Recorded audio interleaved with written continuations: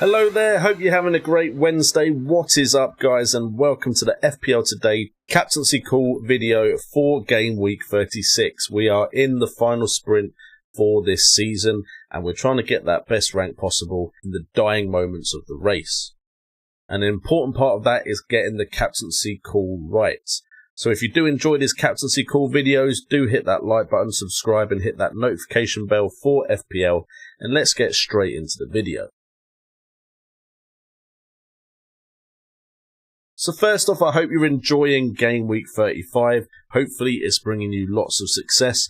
And we are going to talk about Everton, who did beat West Ham in Game Week 35, with a goal coming from one of the captaincy suggestions in Dominic Calvert-Lewin. Now, Everton in the next fixture have Sheffield United at home, and that is one of the best fixtures that any team could have for their captain in a game week, because Sheffield United are one of the worst teams defensively at the moment. Just going off of expected goals conceded, they are the third worst in the league at the moment with that 12.24 expected goals conceded.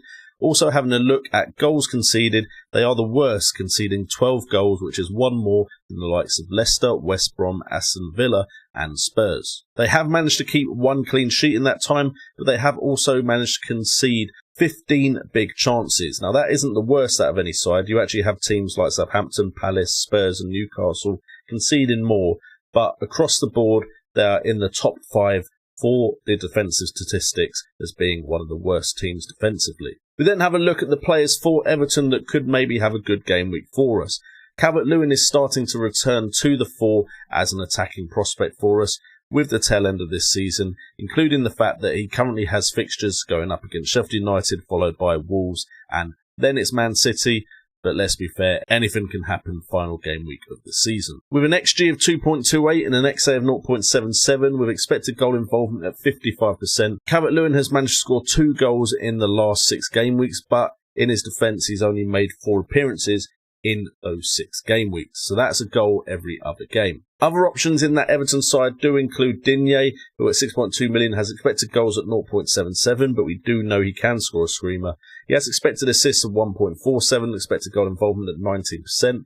With Sheffield United and Wolves at home, maybe Everton can keep a clean sheet, although unfortunately they do seem better defensively away from home than at home in the current climate. That being said though, Digne has also managed to get 1 assist in the last 6 game weeks and has appeared in every single game he could appear for Everton in. And then finally we have Sigurdsson, who has managed to get an XG over the last 6 game weeks of 1.69 and an XA of 0.92 with expected goal involvement at 32%, and he has managed to get 2 goals matching Dominic Calvert-Lewin from his underlying stats but no assists. And potentially if you can't bring in a forward to take advantage of Everton's fixtures, then Gylfi Sigurdsson as a midfielder could be someone you bring in, especially if you're trying to save money by transferring down from a more premium option. We move on to the next team, and we're leaving the most obvious team till last, but we are looking at Leeds with their away fixture to Burnley. Now Leeds are a side that can go absolutely ham with the goals when it comes down to it and they're on form.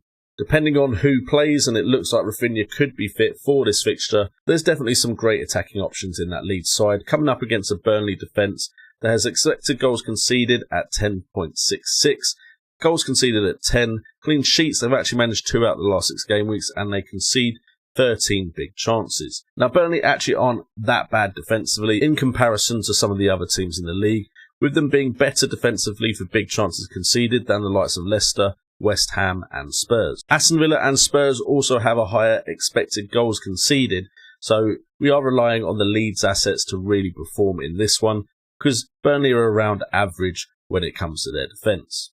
Bamford, of course, jumps to mind straight away, and he has returned to scoring recently, only having 1 goal in the last 6 game weeks, and he's also got 1 assist, with his XG at 2.24 and his XA at 0.63.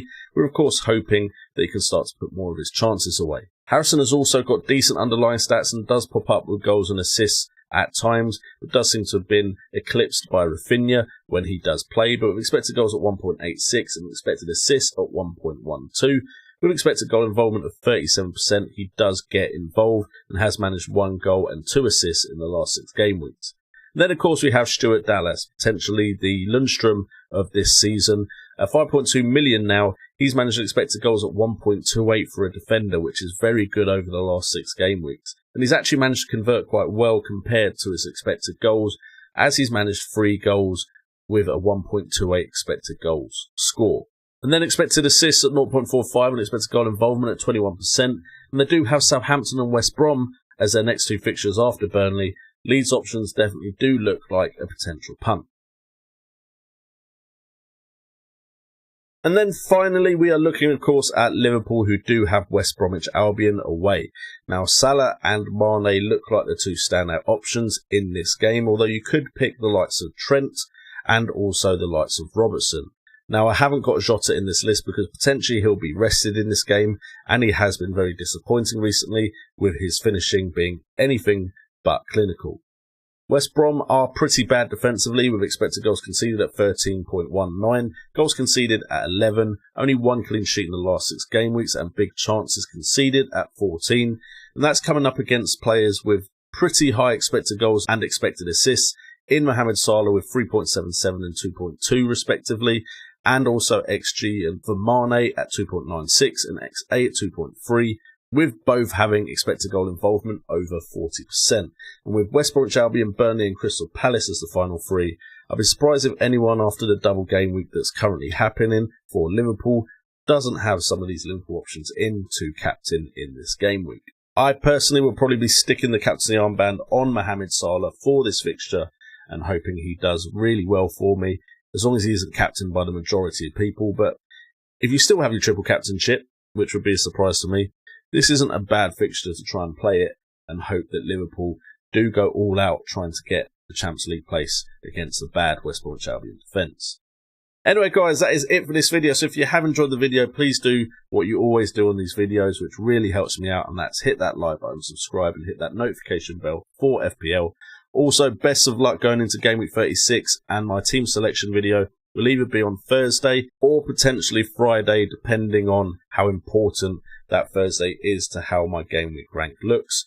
But they've really not given us much time to manage to get content out for you guys between game weeks. With that being said, I've been JNO, this has been FPL Today, and remember, it's all about the game.